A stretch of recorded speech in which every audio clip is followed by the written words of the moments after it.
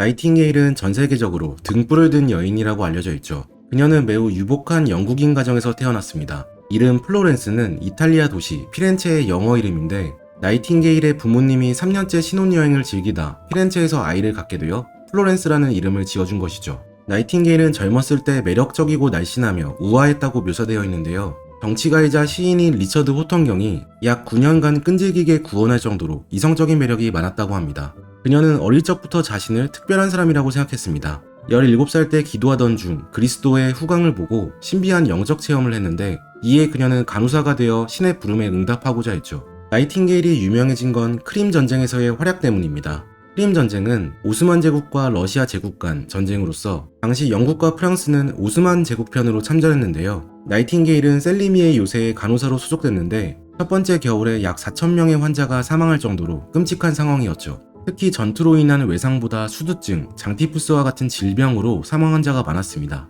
나이팅게일이 합류하고 나서 6개월 뒤 영국 정부는 산업위생위원회를 파견하여 하수도 청소와 통풍을 개선하여 사망률이 급격히 감소했습니다. 이때 나이팅게일이 환자를 보살피는 기사가 타임지에 실렸고, 이 사건으로 그녀는 백의의 천사로 세계적 명성을 얻게 된 것이죠. 하지만 그녀도 완벽한 인간은 아니었습니다. 당시 사회는 남녀 차별적인 시각이 있었고, 나이팅게일도 그 시각을 그대로 받아들였죠. 실제로 남자가 여자보다 선천적으로 더 능력이 뛰어나다 믿었고, 그녀가 쓴 편지에 따르면 자신이 많은 여성들을 만나봤는데 여성들은 사랑받고 싶어 할 뿐 사랑할 줄은 모른다. 여자들은 팩트에 기반해 전달할 능력이 없고 팩트에 주의를 기울이지도 않는다고 말했습니다. 또 여성 인권 운동가들을 비판하며 여성은 이미 충분한 권리가 있는데도 직업 기회가 없는 것처럼 불평하는 걸 보면 화가 난다고 적혀 있는데요. 여자는 여자의 일, 남자는 남성에게 맞는 일이 따로 있고 남성이 대체로 더 우월하다고 믿었던 것이죠. 가치관은 누구나 다를 수 있지만 문제는 블랙웰이라는 친한 친구가 여성 인권 운동가였다는 점입니다. 블랙웰은 여성의 인권 신장이 가장 중요하다고 믿고 있었기에 결국 둘의 다른 가치관은 이후 불화의 씨앗이 되고 말죠. 엘리자베스 블랙웰. 엘리자베스는 설탕 제조업소에서 일하는 아버지 사뮤엘과 어머니 한나 사이에서 태어났습니다. 이 부부는 평등주의 성향이 강해 노예 폐지론을 주장했고, 집에서도 아들과 딸이 동등한 교육을 받고 자라야 한다고 생각했죠. 이런 가정 환경 속에서 자식들은 자연스레 부모의 평등 사상을 받아들이게 되었고, 훗날 자식들은 모두 인권운동 면에서 이름을 날리게 됩니다. 장녀 안나와 세라는 작가, 엘리자베스와 에밀리는 여의사가 되었고, 다른 자녀들도 모두 소수인권과 관련된 활동을 했죠. 이들은 문화적으로 풍요로웠지만 경제적으로는 매우 어려웠습니다. 운영하던 설탕 정제업소가 화재로 한순간에 사라졌고, 얼마 지나지 않아 아버지가 돌아가셨기 때문이죠. 안나와 마리안, 엘리자베스 세 딸은 당장 9남매를 먹여 살리기 위해 영국 브리스톨에서 미국 뉴욕으로 이주한 뒤 학원이나 개인 교습으로 아이들을 가르치기 시작했죠. 이 과정에서 엘리자베스는 학교 교사로 일하게 됐는데, 이때 처음으로 노예제도의 실상을 깨닫습니다. 어느 날 한 백인 학부모의 초청으로 집으로 놀러 갔는데, 그 집에서 일하던 흑인 노예가 더러운 옷차림으로 부인에게 다가와 제발 깨끗한 셔츠를 입을 수 있도록 허락해달라고 빌었죠. 마침 그때 부인의 딸이 고급스럽고 깨끗한 옷차림으로 교회를 간다고 하여 그 장면이 엘리자베스에게 이질적인 충격으로 다가왔다고 합니다. 사람들이 나에겐 친절하게 대했지만 그 이상한 광경을 바라보는 건 고통의 시간이었다고 회상했죠. 이에 엘리자베스는 학교를 나와서 내가 인권을 위해 할 수 있는 일이 뭐가 있을까 고민하게 됩니다. 제네바 의대. 블랙웰은 노예 해방을 위한 흑인 학교를 세운 뒤 직접 의사가 되어 차별받는 사람을 치료하겠다는 결심을 합니다. 하지만 미국에서 최초로 여성 의사가 되기 위한 과정은 당연히 쉽지 않았죠. 필라델피아 여러 의대에 지원해봤지만 모두 떨어졌습니다. 블랙웰과 친한 남성 의사들이 그녀에게 의학을 전공하고 싶다면 남장을 하는 수밖에 없다고 조언할 정도로 당시 의대는 여성을 입학조차 시켜주지 않았는데요. 블랙웰은 포기하지 않고 12개 의대에 추가 지원하였고, 다행히 뉴욕에 위치한 제네바 의대에 합격할 수 있었습니다. 하지만 그 입학 과정도 만만치 않았는데, 여학생의 입학을 교장이 자의적으로 허용할 수 없다 판단해 150명의 전교생이 직접 결정할 수 있도록 투표에 붙였죠. 그런데 그게 다수결이 아니라 단 한 명의 남학생이라도 반대하면 입학할 수 없다는 조건이었습니다. 말도 안 되는 투표였지만 블랙웰은 만장일치로 입학할 수 있었는데, 사실 남학생들 입장에서 여학생이 의대에 입학하는 게 당시로선 너무 말도 안 되는 얘기라 장난식으로 찬성 의견에 입을 모았던 것이죠.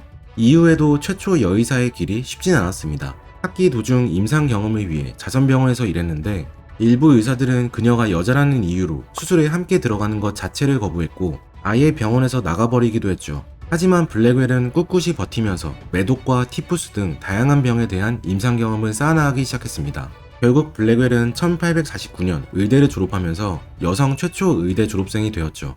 꺾이지 않는 마음. 이후 1849년 4월, 블랙웰은 유럽으로 넘어가 라 마터니테라는 산부인과에 취직하는데요. 여성이라는 이유 때문에 취직 조건은 의사가 아니라 조산사의 자격으로 일하는 것이었지만 다른 병원에서는 아예 취직조차 할 수 없으니 그냥 받아들이고 열심히 근무했습니다. 결국 블랙웰은 시간이 흘러 다른 산부인과 의사들에게 성별 관계없이 미국 최고의 의사가 될 것이라는 찬사를 듣게 되죠. 하지만 성공적인 의사 생활도 잠시 또 다른 좌절이 찾아옵니다. 산부인과에서 근무하던 8개월 차 신생아 안양염을 치료하던 중 실수로 오염된 액체가 본인의 눈에 튀어 동공이 감염된 것인데요. 이 사건으로 인해 블랙웰은 왼쪽 시력을 완전히 잃었고 감염을 막기 위해 결국 왼쪽 눈알을 적출하기에 이릅니다. 외과 의사로서의 희망이 사라진 블랙웰은 괴로워하다가 혹시 다른 방면으로 의학에 기여할 수 없을지 고민하죠. 이때 연구와 강연 쪽으로 눈을 돌려 1852년 여자아이들의 신체적, 정신적 발달에 대한 연구를 진행합니다. 또 친동생 에밀리와 함께 어린이와 가난한 여성을 위한 뉴욕 진료소를 설립했죠. 처음에는 대부분의 환자들이 여의사에게 치료받고 싶어 하지 않아 손님이 별로 없었지만 여의사라는 강점을 살려 여환자들에게 더 집중하고 가난한 환자들에게는 아예 비용을 받지 않으면서 결국 뉴욕 진료소는 점차 성황을 이룹니다. 곧 진료소는 연간 7,000명의 환자들을 치료할 정도로 성장하였고 지역사회에서 의료공헌을 인정받게 되었죠. 해당 진료소는 현재까지 남아 로어 맨해튼의 유일한 병원이자 비영리 급성치료 병원으로 여전히 많은 환자들을 치료하고 있는데요. 진료소를 키울 당시 블랙웰은 미국과 유럽을 자주 오간 덕에 넓은 인맥을 지내게 됐는데 이때 우연히 나이팅게일을 만나게 되죠. 가치관 대립. 둘은 비슷한 나이에 비슷한 직업, 또 종교적인 믿음을 기반으로 한 치료행위의 기쁨과 만족을 느꼈기에 금방 대화가 잘 통했는데요. 나이팅게일은 당신과 함께 일하면 행복할 것 같다, 남편도 필요 없을 것 같다고 말할 정도였습니다. 블랙웰 또한 나이팅게일에게 배울 점이 많다며 동업을 제안하게 되죠. 블랙웰은 여성을 위한 의대를 설립하려고 했지만 나이팅게일은 여성 간호사를 교육하는 데에만 초점을 맞추자고 반대했습니다. 그녀는 만약 여성의과대학을 설립하면 다른 남성 위주의 병원에서 배타적으로 대해 불리한 입장에 놓일 것이라고 지적했고 애초에 의사 수가 부족한 것도 아닌데 굳이 여성의사가 필요한지에 대해서도 의문을 제기했죠. 실제로 나이팅게일은 여자들이 남자처럼 의사가 될 수 있을까 진심으로 의문을 품었고 여성이 남자처럼 되려고 노력하면 결국 삼류 남자만 될 뿐이다 라고 말했습니다. 또한 간호에 대한 노트에서도 여자들은 남자들이 일하는 의료 분야에서 멀리 떨어지는 게 좋을 것 같다고 의견을 표했는데요. 반면 블랙웰은 여자가 간호사가 되면 남자의 조수 역할만 할 뿐이라며 분노했고 둘 사이는 결국 멀어지게 되었죠. 이 과정에서 둘은 가치관 차이가 너무 심했기에 동업을 하지 않는 정도가 아니라 연을 끊을 정도로 심하게 대립했습니다. 이후 둘은 각자의 길을 가게 되어 나이팅게일은 1860년 간호학교를 세웠고 블랙웰은 1868년 뉴욕 진료소에 여자들을 위한 의과대학을 만들게 되었죠. 위대한 두 여인. 가치관은 달라 함께 갈 수 없었지만 두 여성 모두 각자의 위치에서 최선을 다했고 의료계에 큰 공헌을 했습니다.